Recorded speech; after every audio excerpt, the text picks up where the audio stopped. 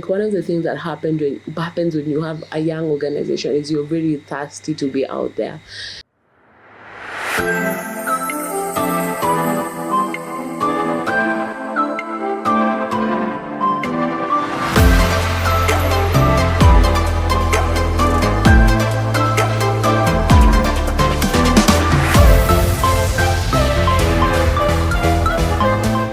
What's up, everyone?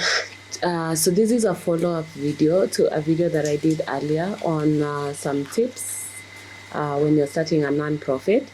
And so today I want to tackle some of the mistakes I did when I was starting my own non-profit. So background, I have a 3-year-old non-profit called Stada Kenya. You can follow us on all socials.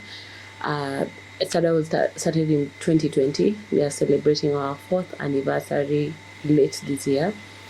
And we have grown from volunteers to a staff of around 40 people. And so I have quite a bit of experience within the field. So this is not to say that I didn't make some mistakes starting. And so today I just want to share some of the mistakes that I made when I started the non-profit.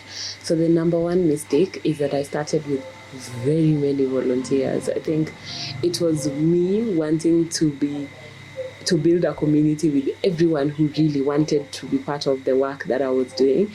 And I got to realize later on that not everyone that you know or that is interested in being part of your organization should be. Because at the end of the day, when you start with so many people, then they have like this sort of attachment to the dream, which is very, very normal. And then it starts pulling on different directions. So everyone has ideas, everyone wants to do certain things, but also just sustaining a huge pool of people when you're starting is difficult, because when you start with many people, then at the end of the day, you have to absorb all these people at one point or the other. And so that leads to the next mistake that I did, in starting with a very huge wage bill. So it's not that in even hiring the many people, I didn't mention it as being braggadocious or something. It's more of bringing in interns. And from the onset, we had already agreed that all the interns that will work into Stada will be paid interns. That is the rule until now. So all our interns are paid something. It's a stipend, but they are all paid. And so it ends up ballooning the wage bill. And with a ballooning wage bill, one of the things that has had to happen is so many sacrifices have had to go into it. And you can't just bring people in and then bring them out. Like, there has to be a way that you handle it in a humane way. And so it really stretches you as a founder when your wage bill is bigger than what you can be able to sustain. So the second mistake that I don't want you to make is to start with a huge wage bill. The third mistake that we did is, even before we started properly, like, we had these sessions where we would make policies, operations, how we would want things to happen. And I think I mentioned it in my previous video, like, just don't be in a rush to make policies. Don't be in a rush to want to ensure that everything is in order and all these other things, because most of the policies that you make at the beginning are very copy-pasted, very just on the surface. Like, if someone were to tell you to break down some of those things, you would not even break them down. And so what has happened is we have had to revise our policies to be able to adapt to our situation, because we realize that our situation as an organization is very different from someone else's institution.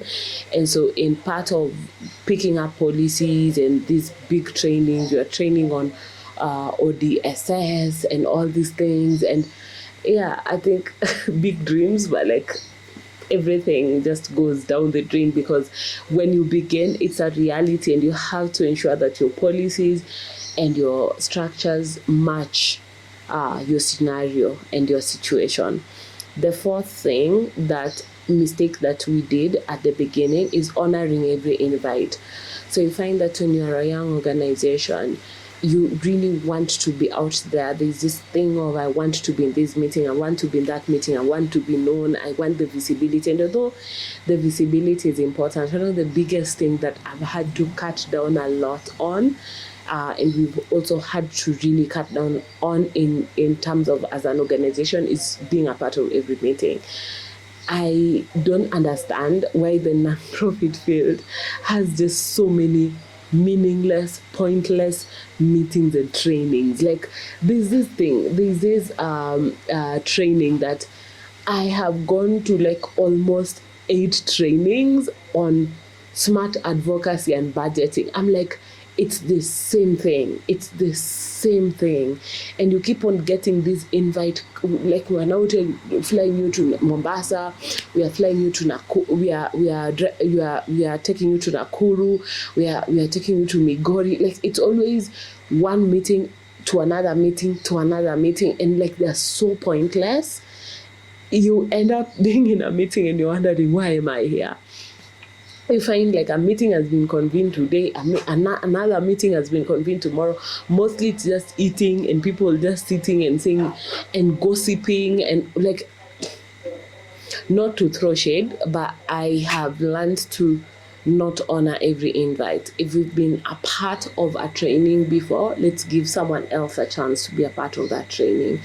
If I don't feel like we will fit in, or like, for example, we are invited into a meeting that I don't feel matches our thematic area, I at this point, we would rather turn it down and let the other people that would benefit more from that meeting be part of that meeting.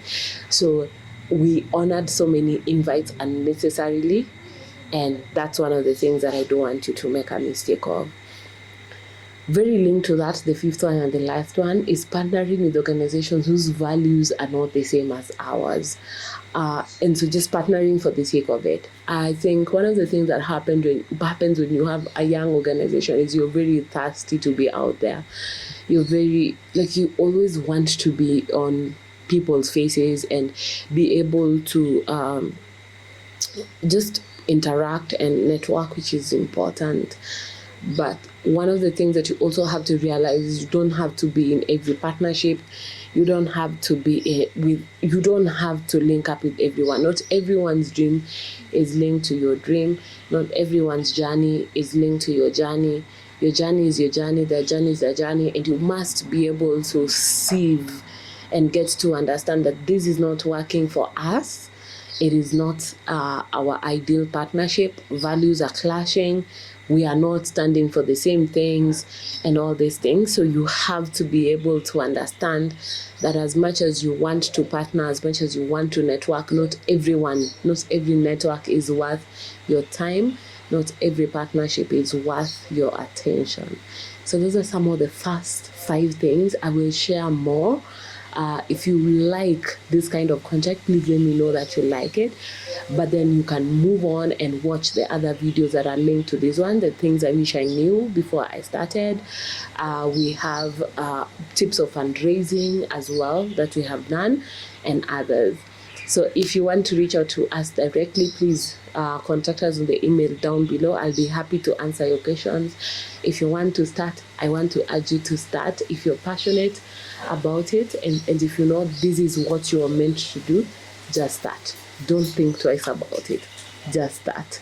Thank you so much for watching. Until next time, bye.